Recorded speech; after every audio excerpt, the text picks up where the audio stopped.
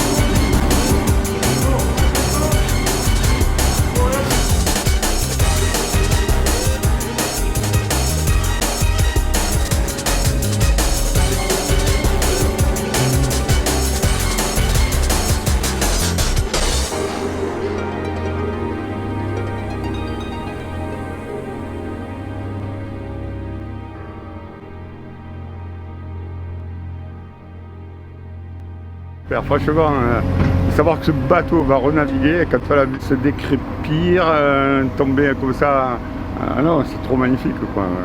Bon, on l'avait beaucoup manœuvré à l'époque dans le port de Canet, on le sortait de l'avant-port, on le remettait à l'arrière, on a fait beaucoup d'opérations. On l'a mis dans la darse pour le soulever, mais à mer, non. Bon, là, il est dans le port, mais il va à la mer, quoi.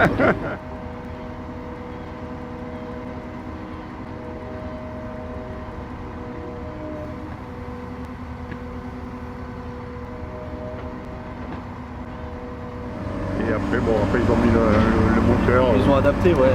Après les cloisons, elles étaient pareilles au même endroit? Pratiquement, mais non, il y en a vu une à l'avant, je sais même pas. Je m'appelle Robert Bataille, je suis celui qui a retrouvé ce bateau qui qui était désarmé à Palma, à l'époque où tous ces bateaux étaient voués à la casse parce qu'ils n'étaient plus rentables économiquement, ils n'avaient pas assez de capacité de transport entre Barcelone et les Baléares ou Marseille. Et donc on les vendait ou on les cassait quand ils n'étaient pas vendus. Donc celui-là, j'étais en prospection pour le compte d'un petit groupe d'amis. Nous avions l'intention d'en sauver un et j'ai découvert celui-là, je leur ai téléphoné, j'ai dit on a le bateau. Il y avait 2 bateaux, l'autre a été démoli. Celui qui était à côté a été démoli. On l'a ramené en France et puis à Canet. Il a été francisé à Port-Vendre et puis on l'a rentré dans le port de Canet où on pouvait commencer à travailler, c'était notre base, donc on pouvait commencer à travailler. Mais on est tombé un peu sur une période un peu dure, c'était le choc pétrolier de 1973 et tous nos budgets prévisionnels, on n'était pas très riches, on avait un petit financier et notre petite équipe, on n'a pas été capable ensuite de sauver le bateau, quoi. Pas de le sauver, il était sauvé, de le restaurer. Et c'est la ville de Canet qui l'a racheté, M. Coupé est en mer, et il a racheté et puis il a commencé à faire les premiers travaux de restauration, de mise en état. On lui a refait un gréement, on a refait, on a trouvé des mâts, bon, on a remis le bateau à peu près en présentation. Et après, bon, on a pu faire les démarches, la municipalité a fait les démarches officielles, donc de classement de ce bateau au service des monuments historiques. Donc le bateau est classé. J'ai beaucoup participé à la création de ce dossier. Et puis voilà, pendant quelques années, le bateau a servi de yacht club. Il avait une belle vie dans le port. Et il y a eu ensuite un changement de municipalité. Le bateau a été un peu pénalisé. Il a été mis dans l'avant-port, sans protection, pendant tout l'été. Et à l'automne venu, j'avais prévenu la municipalité en leur disant qu'il fallait rentrer le bateau à l'abri dans le port, ne pas le laisser dans l'avant-port. Et bon, ça n'a pas été écouté. Le bateau a arraché ses corps morts et il est parti sur la jetée, sur l'enrochement de la jetée. Il a perdu son gouvernail. Et à cette époque, j'étais aussi patron de la vedette de sauvetage de Canet. Et donc on a passé, avec mon équipage et un autre capitaine, on a passé 48 heures dans l'avant-port à maintenir le bateau, comme si on était en pleine mer. On le maintenait face à la houle qui rentrait dans le port, parce qu'il y avait beaucoup de houle à cette époque. Depuis, ils ont fait un enrochement de protection. Mais donc on a eu l'impression pendant 48 heures de garder ce bateau avec les moteurs à fond, face au vent d'est évidemment. Et puis quand ça a été calmé, on l'a ramené dans l'intérieur du port. Là, bon, il avait beaucoup souffert, on l'a dématé. Et puis ensuite, bon, il est resté quelques années un peu à l'abandon. L'association de l'époque des vieux gréements de Canet ne s'en occupait pas, quoi. C'était trop gros pour eux. Bon, ils étaient un peu à l'écart du bateau, ils le regardaient dépérir. Et puis c'était un peu une catastrophe jusqu'à ce qu'enfin se crée le mouvement du Civum de Port-Vendre et d'Argelès pour sauver ce bateau. Et il a été remis entre les mains de Yann Pajot.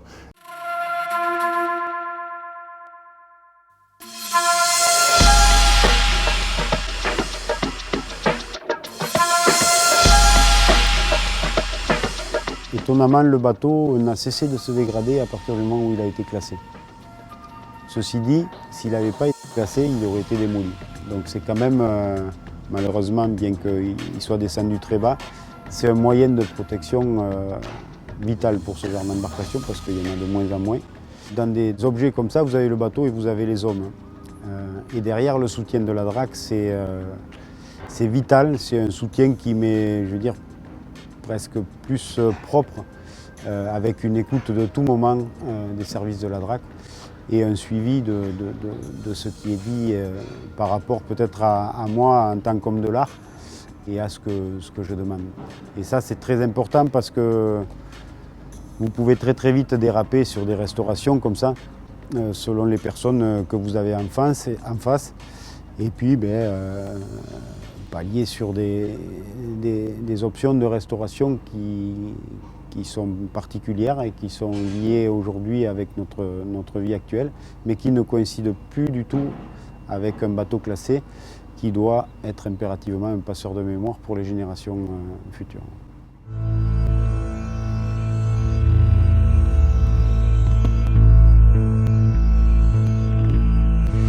a été restauré dans le cadre d'un chantier d'insertion qui est porté par le Parc naturel régional de la Narbonnaise, avec pour vocation principale de la réinsertion socio-professionnelle au travers de la restauration de mobilier classé, monument historique ou à forte valeur patrimoniale. Du coup, là, la restauration, elle s'élève à 80-85% du bateau. Les pièces qui ont été remplacées ont été conservées, les pièces d'origine. Il y a 30% à peu près même des membrures qui sont d'origine sur le bateau.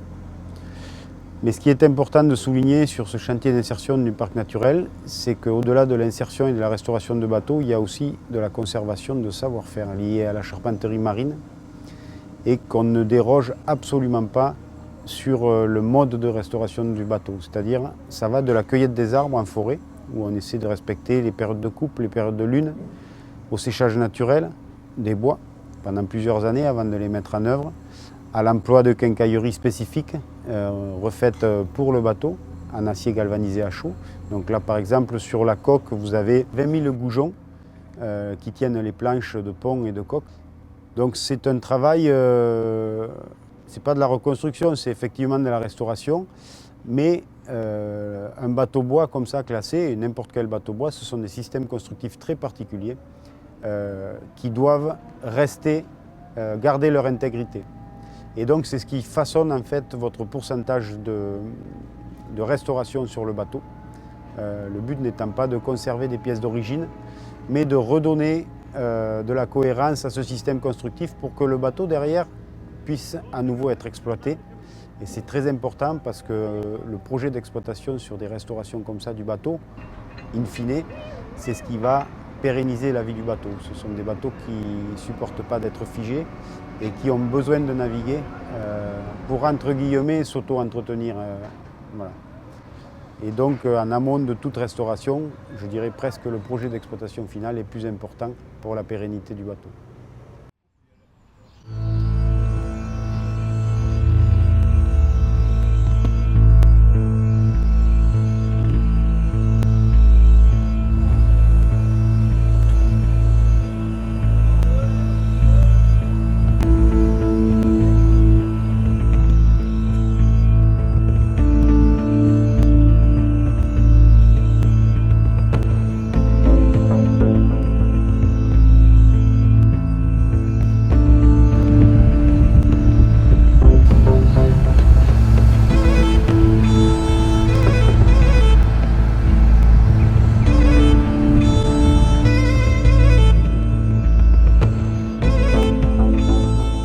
J'ai très mal appréhendé la mise à l'eau du bateau parce que quand je vous parle du travail du parc naturel régional avec un maintien des savoir-faire et de garder exactement les méthodes qui ont servi à faire le bateau, les méthodes de manutention que viennent de subir le bateau, j'emploie le terme subir, là ça fait appel à du modernisme et à beaucoup d'incertitudes.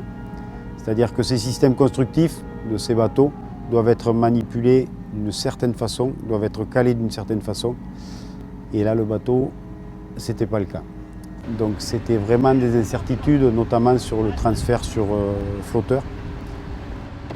C'est un système de boudin gonflable de levage développé par Highpoint. Et du coup, ça consiste à positionner des vessies qu'on remplit d'air et poser le bateau dans un berceau qui est créé par les sangles qui relient les coussins entre eux. Et après on applique un peu une pression d'air, on a une centrale d'air qui nous permet de réguler la pression dans tous les coussins. Et on a une pression de fonctionnement habituelle aux alentours de 0,2 bar, 0,1 bar, et là on est parfaitement dans le cadre. Ça nous a permis de gérer l'assiette du bateau aussi, y compris le roulis. Donc là, dans ce cas-là, on a réussi à adapter le système à la navigation dans très peu de fond. Et c'est ce qui nous intéressait vraiment à la base. On a déjà utilisé ce genre de technique, notamment pour sortir le dernier bateau-bœuf de la Méditerranée française, plus vieux bateau à voile des côtes de France, qui est l'Espérance, qui est inscrit au titre des monuments historiques, qui a été sorti de l'eau par ballon comme ça, mais qui était une structure à restaurer, qui était fatiguée. Là, vous avez quand même un bateau qui fait 30 mètres de long, quasiment 60 tonnes, et qui va reposer sur des points d'appui qui ne sont pas ces points d'appui naturels, donc il y a des déformations structurelles qui sont importantes et qui sont générées sur le bateau. Le problème d'un bateau-bois, c'est qu'il n'a pas la parole. Donc il reste toujours silencieux, mais les déformations qu'il peut subir et qui ne sont pas visuelles sur le moment peuvent ressurgir quelques années après sans aucun souci.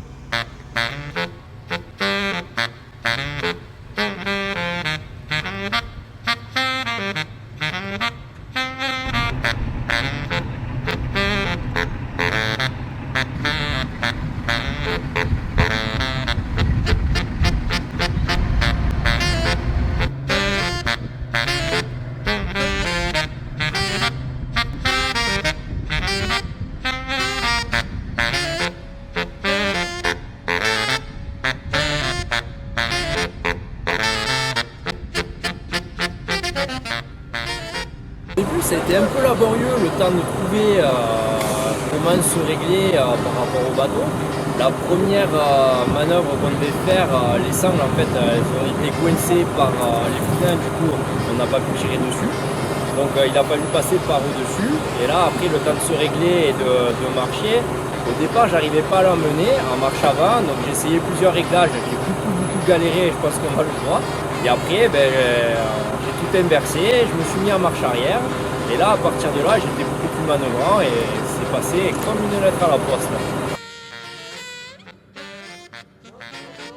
L'autre bateau derrière qui poussait, au début, ils n'étaient pas trop chauds de pousser, mais après, ils ont installé des boudins pour que ça marque pas trop le bateau.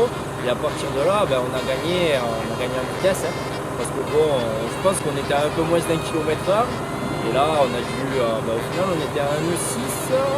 Ça fait environ du 2 km/h 4 par là.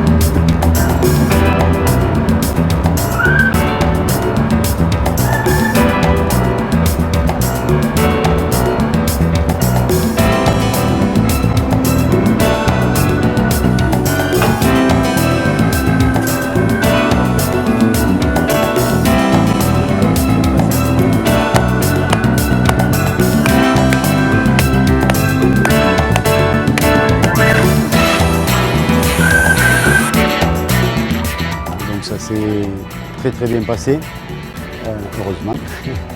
Voilà, donc en gros, depuis hier soir, effectivement, depuis que le bateau est posé sur son porte-char, l'affaire est dans le sac.